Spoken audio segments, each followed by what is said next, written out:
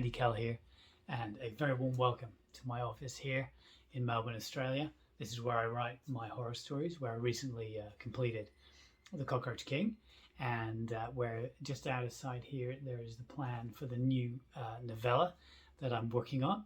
I'm not going to show you that, but I'm also currently writing a new collection of stories called Heart, and I'll be telling you a lot more about those pretty soon.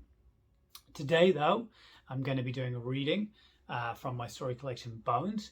But before I do that, I'd first of all like to say a really big thank you to Brad for inviting me to read as part of his 31 Days of Horror series on his YouTube channel. Thanks, Brad. And I'd also like to thank you for tuning in and checking out this reading. I hope you enjoy it. I don't do many readings, so here we go anyway. So this is from Bones. Here we go, that's Bones. And this is a section from Knock and You'll See Me, which is the fourth story in the collection. It's a collection of 4 ghost stories. And like I say, this is from Knock and You Will See Me.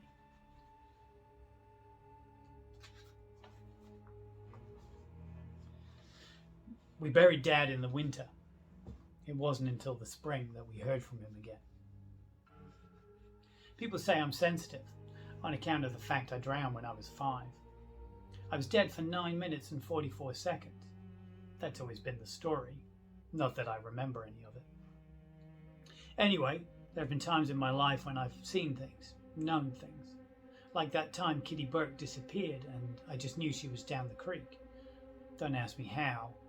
They dragged her out 2 days later. All that time I saw the thing, strode through our house as sure as if it lived there, hooved feet, but it stood up like a man, and its face, that face, like it had borrowed it from a corpse, cut out, stuck on top of its own. I caught it looking in on me through the sliding doors of my bedroom. Never want to see anything like that again. If that's what being sensitive entails, well, you can keep it. I was 12 when that happened. Now I'm 35, got 3 kids, and I'm pleased to say I'm a lot less sensitive these days. At least, that's what I thought. Dad had been sick a while. We knew the end was coming. That didn't make it any less painful. He'd moved in with us after I'd found him lying on the floor of his unit, bleeding from where he'd fallen and cracked his head. He couldn't get himself back up again. He'd pissed his pants. Age takes everything from you in the end. I said, I'm not coming round here and finding you dead like this. In the end, he'd just fallen asleep in a chair on our porch and not woken up again. That time of the year, the ground was frozen solid. They used a grave blanket, a heated blanket they put on the ground to thaw it out before digging Dad's grave. I liked that idea, warming the ground for him. It felt somehow kinder, like putting on the electric blanket on his bed one last time. It was a small service. Dad had outlived most of his friends. He'd been a stubborn bastard in life. He'd refused to give up on me when he'd dragged me out of the pool that day I drowned. He'd performed CPR till his arms screamed and his whole body shook, but he didn't give up. Thanks to him, I'd survived. He'd passed that stubbornness right along to me. When it came to dying, he was too stubborn to give up on life, and he'd clung on till he was almost 90 years old, long after Mum and most of his friends had passed on. Yeah, Dad had been 54 when he'd had me. That never seemed strange to me. He'd met Mum at the county fair. Never thought he'd get married. Never thought he'd have kids. Both of those things happened within a year of meeting Mum. I won't tell you which came first. Mum had been 40, Dad almost to his 55th birthday when I arrived. I asked him once if I'd been a mistake. A mistake's something you regret. So no, you definitely weren't a mistake. You weren't planned, but that's different altogether. Including the pastor, there were 5 of us at the funeral. Me, Tommy, Max, and David Jr., named after his grandfather, not his father. Tommy's 12th birthday had fallen 3 days before Dad had fallen asleep in that easy chair, and David was due to turn 8 in another month. Max, my middle boy, would be 10 in June.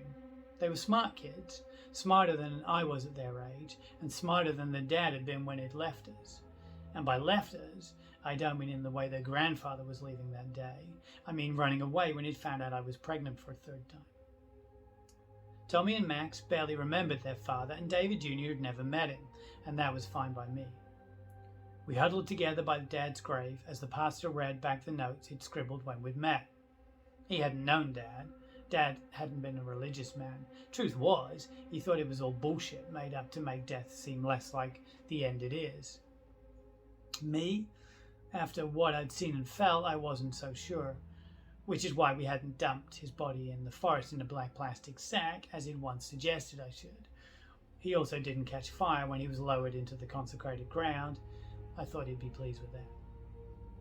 I'd gone to the service that morning focused on my boys, on making sure they were okay, keeping them safe from the grief of their grandfather's loss. I held their hands, checked their scarves were wrapped tight against the cold.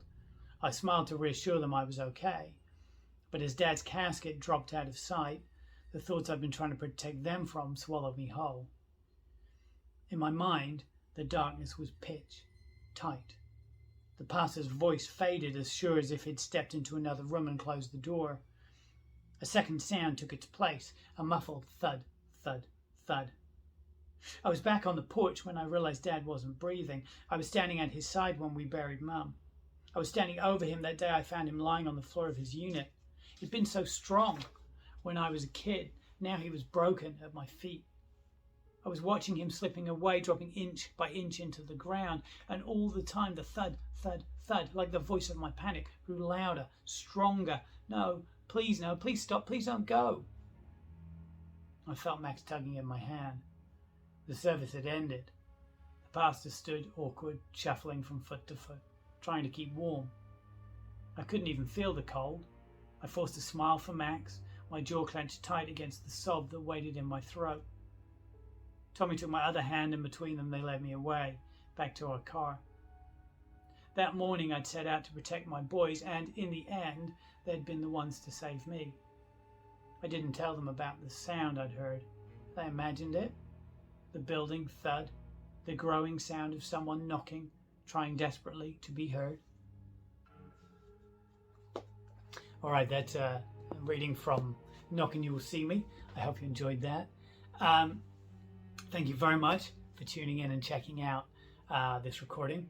I hope you're having a fantastic spooky season, and I wish you a very safe, happy and healthy Halloween. Stay cool, stay kind to each other, and hopefully I'll do another recording for you again in the near future. Thanks very much, and I'll see you soon. Thank you.